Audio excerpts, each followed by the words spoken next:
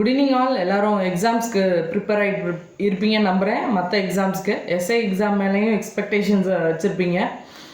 இப்போ பார்த்தீங்கன்னா நம்ம லைஃப்பில் நம்ம கண்ட்ரோலில் இல்லாத எந்த விஷயத்துக்காகவும் நம்ம வருத்தப்படக்கூடாது. இப்போ நம்ம கண்ட்ரோலில் இல்லாத விஷயத்துக்கு நம்ம வருத்தப்படும் போது நம்மளால் அதை பின்னோக்கி போய் சேஞ்ச் பண்ண முடியாது. பொதுவாக பாஸ்டில் நடந்த விஷயங்களுக்காக நம்ம இந்த மாதிரி பின் வருத்தங்கள் அப்படின்னு சொல்லுவோம் இல்லையா, இது நிறையா ஹேப்பன் ஆகும்.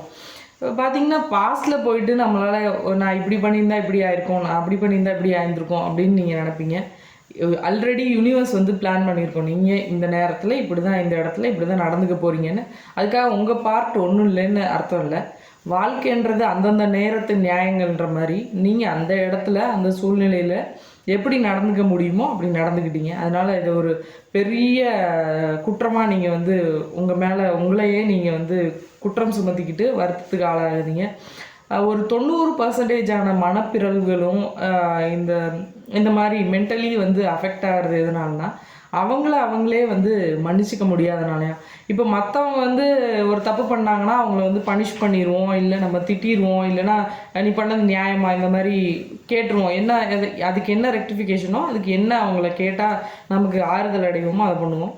ஆனால் நம்மளே ஒரு தப்பு பண்ணும்போது, பாஸ்டில் ஒரு தப்பு பண்ணியிருந்தா அதை நம்மளால் அது தப்புன்றதை ஏற்றுக்கவும் முடியாது, அதுக்கான தண்டனையை நமக்கு நம்மளே கொடுத்துக்கவும் முடியாது. அதனால ஒரு தேவையில்லாத மன உணர்ச்சிக்கும் எழுச்சிக்கும் ஆளாகி நம்மளை சஃபர் பண்ணிக்கிட்டு நம்ம மேலே இருக்க கோபத்தையும் நம்ம மேலே இருக்க ஒரு ஆதங்கத்தையும் மற்றவங்க மேலே வெளிப்படுத்துறதுனால தான் அதிகப்படியான கோபம் ஒரு மனுஷனுக்கு வருதுன்னா அது அவன் மேலே உள்ள கோபத்தை வெளிப்படுத்துகிற விதமாக இருக்குது அப்படின்ற மாதிரி சொல்கிறாங்க. பெர்னார்ட் ஷா ஒரு தத்துவவியலாளர், அவர் சொன்ன ஒரு கோட்ஸு, ஒரு பிரச்சனை இருக்குன்னா அதில் 10% மட்டும்தான் அந்த பிரச்சனை உண்மையான பிரச்சனையாக, மீதி 90% அந்த பிரச்சனையை பற்றி நம்மளோட கற்பனையாக, நம்மளோட சுய கற்பனை, அது உண்மை கிடையாது.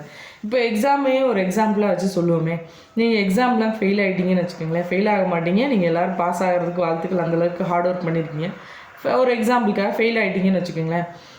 ஃபெயில் ஆனது 10% பிரச்சனை. ஆனால் நீங்கள் அதை மீதி 90% என் ஃப்ரெண்டு பாஸ் ஆகிட்டான், பக்கத்தில் இருக்கவங்க என்ன பேசுவாங்க, என் பேட்ச்மெண்ட்டு எல்லோரும் இதாகிட்டாங்க, எல்லோரும் முன்னேறி போயிட்டாங்க, பக்கத்தில் என் பேரண்ட்ஸ் எப்படி மற்றவங்கள்ட்ட பேசுவாங்க, அவங்களுக்கு ஒரே தலைக்குனிவு ஆகிட்டேன், நான் அடுத்தடுத்த எக்ஸாம்ஸ் வராது, எக்ஸாம்ஸ் வந்தாலும் நான் பாஸ் பண்ண முடியாது, திரும்ப நான் அதே ஸ்கில்லோடு படிக்க முடியுமா, எனக்கு டைம் கிடைக்குமா, நிறையா இயர்ஸ் போயிடுச்சு. இந்த மாதிரி நீங்கள் உங்களுக்குள்ளே அந்த பிரச்சனையை சார்ந்த 90% நெகட்டிவிட்டியை ஆட் பண்ணி அந்த பிரச்சனையை பூதாகரமாக ஆக்குறது. அதனால் எந்த பிரச்சனை நடந்தாலும் பாஸ்டில் ஏதாவது ஒரு விஷயம் உங்களுக்கு ரெக்ரெட் ஆகிற மாதிரி நடந்திருந்தாலும் அதை சின்னதாக பாருங்கள், 10% மட்டும்தான். அந்த நேரத்தில் அந்த இடத்துல அந்த சூழ்நிலையில் அவங்களால என்ன பண்ண முடிஞ்சோ அதை பண்ணிங்க. அதுக்காக ரொம்ப வருத்தங்கள் வேணாம். எல்லோரும் நல்லபடியாக படிக்கிறதுக்கும் வர எக்ஸாம்ஸில் பாஸ் பண்ணுறதுக்கும் all the best. Thank you all.